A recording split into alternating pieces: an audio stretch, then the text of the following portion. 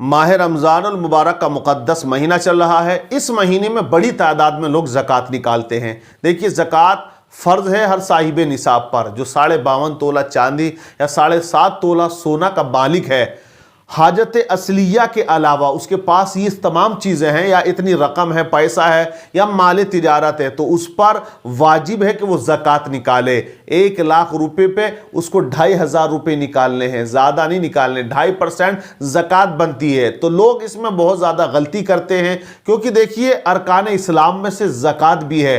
5 चीज़ें बुनियादी हैं ना, तौहीद, नमाज, ज़कात, हज और रोज़ा, 5 चीज़ें हैं। लेकिन तमाम ये 5 चीज़ें जो हैं सब पे लागू नहीं है। तौहीद, कलमे का इकरार करना सब पर लागू है। कलमे तौहीद जब तक पढ़ेगा नहीं, बंदा मुसलमान नहीं होगा। उसके बाद नमाज फ़र्ज हो जाती है। अब नमाज सब पर फ़र्ज है, गरीब हो, अमीर हो, मालदार हो, फ़कीर हो, हर एक पर, बीमार हो, उस हाल में भी उस पर नमाज फ़र्ज होती है। अब जैसे रोज़ा है, ये भी तमाम पर फ़र्ज है। अगर वो सफ़र में है या परेशानी में है, बीमारी में है, तो उसके लिए बस एक छूट ये है कि वो फिर क़ज़ा करे। अगर उसको तकलीफ़ है, दिक्कत है, तो वो उसके लिए छूट हो जाती है। लेकिन रोज़ा माफ़ नहीं है। गरीब पर, अमीर पर, मालदार पर, औरत पर, मर्द पर, सब पर है। लेकिन ज़कात सब पर नहीं है, साहिब निसाब पर है।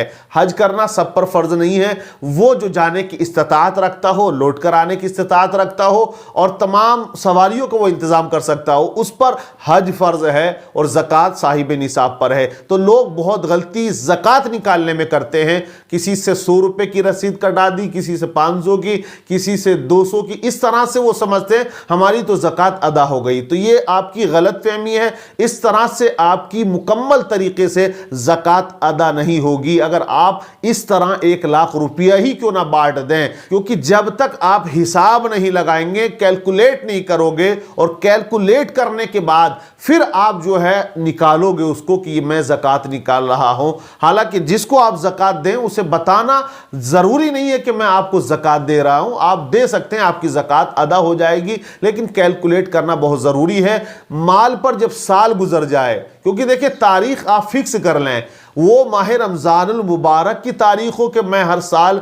माह रमज़ानुल मुबारक की 1 तारीख से ही ज़कात निकालता हूं, और उसका माल उतना होता है उसके पास, तो वो फिक्स कर ले। या और कोई महीना वो डेट फिक्स करे कि मेरे यहाँ 1 साल हो गया, माल को मेरे ऊपर गुजर गया ये साल, और मुझ पर ज़कात वाजिब बनती है, तो वो निकाले।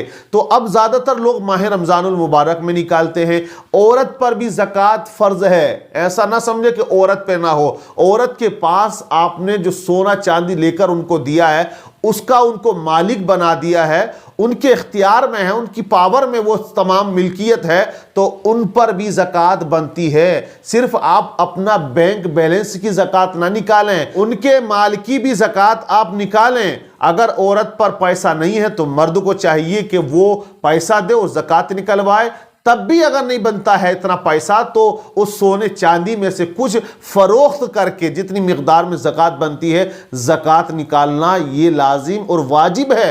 ये ना समझे कि हमारे पास तो इतना सा पैसा है, इसकी निकाल के साफ बरी हो गए। आपको उसकी ज़कात भी निकालनी पड़ेगी जो आपने कमेटी डाल दी है, और आपका पैसा जमा हो चुका है उसमें 1-2 लाख रुपया, तो उसकी ज़कात भी आप पर बनती है, और उस कमेटी को चलते हुए साल भर गुजर जाता है। तो ये आप समझ लें, उस बीमे की भी ज़कात आपको निकालनी है जो आप फिक्स कर रहे हैं पैसे को। उसमें आपका 1-2 लाख रुपया हो गया है, निसाब को पहुंच रहा है, तो उसकी भी आपको जो है ज़कात निकालनी है। ये ना समझें कि सिर्फ सोने चांदी की निकाल कर बैठ गए। माल तिजारत, वो माल जो आपने दुकान में भर दिया है कारोबार की नियत से, उसकी भी ज़कात आपको निकालनी है। वो कपड़ा हो या किराना का सामान हो या अदर कोई चीज़ें हो, गेहूं हो, चावल हो, बेचते हैं, आटा हो, बहुत सी चीज़ें लोग फरोख्त किया करते हैं दुकानों में रख के, तो उसका जो पैसा बनता है या जो सामान आपके पास रहता है, उसकी भी आपको ज़कात निकालनी पड़ेगी।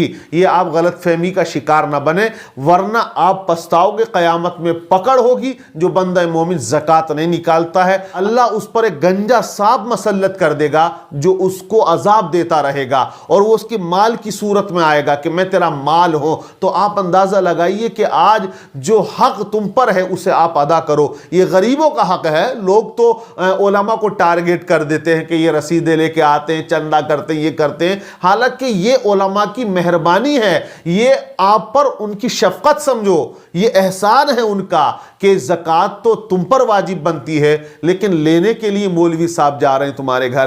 ہونا یہ چاہیے تھا کہ تم دیتے جا کر کہ یہ میں رسید کٹا رہا ہوں، یہ مجھ پر زکوٰۃ بنتی ہے، میری طرف سے میں نکال رہا ہوں، کیونکہ تم پر بنتی ہے نا۔ اب جو نہیں نکالتے وہ سمجھ لو زکوٰۃ کھاتے ہیں، اور زکوٰۃ میل ہے، وہ میل کھا رہا ہے ایک طرح سے۔ تو اپنے مالوں کو پاک کرو، پاک کرو گے تو آپ کا مال پاک اور صاف ہو جائے گا، اور گھر کے اندر پریشانیاں نہیں آئیں گی۔ ورنہ ہم نے یہ دیکھا ہے جو لوگ زکوٰۃ نہیں نکالتے ہیں ان کا پیسہ ڈاکٹروں پہ جاتا ہے، ان کا پیسہ حادثوں کا شکار ہو جاتا ہے، ان کا پیسہ کورٹ کچہری میں لگا کرتا ہے، وہ لاکھ 2 لاکھ وہاں لگانے تیار ہوتے ہیں، لیکن یہاں 1000 2000 5000 10000 خدا کی راہ میں جو فرض بنتا ہے وہ ادا کرنے کی لوگ کوشش نہیں کرتے ہیں۔ تو یہ بہت بڑی بھول ہے۔ دیکھیں زکوٰۃ جب قارون نے نہ دی تو بے شمار دولت تھی اور لالچ میں آ گیا، دھسا دیا گیا ہے زمین میں۔ آپ دیکھیں وہ طالبہ جنہوں نے زکوٰۃ سے انکار کر دیا تباہ ہو جاتے ہیں وہ۔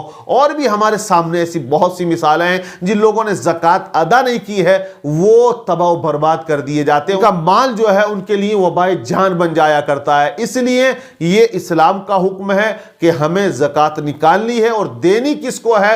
جو غریب ہیں، مسکین ہیں۔ آپ کی نظروں میں ایسا کوئی ہے کہ جس کا شوہر کا انتقال ہو گیا، بچے ہیں، تو انتظار نہ کریں کہ ہم آخر میں دیں گے، ابھی ابتدائے رمضان میں آپ ادا کر دیں تاکہ وہ اپنے بچوں کی سحری کا انتظام، افطاری کا انتظام، کپڑوں کا انتظام وہ اچھے سے کر سکے۔ آخر تک کے لیے ٹالے نہ، بلکہ جتنی جلدی ہو سکے اتنی جلدی آپ زکوٰۃ کا حساب لگا کر آپ جو ہے جو حقدار ہیں ان تک پہنچائیں اور ثواب کے مستحق بن جائیں۔ آپ جب زکوٰۃ نکالو گے مال گھٹے گا نہیں، مال بڑھ جائے گا۔ اللہ کا وعدہ ہے ماہ رمضان میں جو ایک خرچ کرتا ہے اللہ اس کو 70 عطا کرتا ہے، ایک نیکی کا ثواب 70 نیکیوں کی صورت میں ہمیں ملا کرتا ہے۔ تو یہ عظمت و برکت والا مہینہ ہے، اس کا آپ بھرپور فائدہ اٹھائیں گے۔ آفر آپ کے لیے چل رہا ہے۔ اللہ تمام جو صاحب نصاب مسلمان ہیں انہیں زکوٰۃ نکالنے کی توفیق عطا فرمائے۔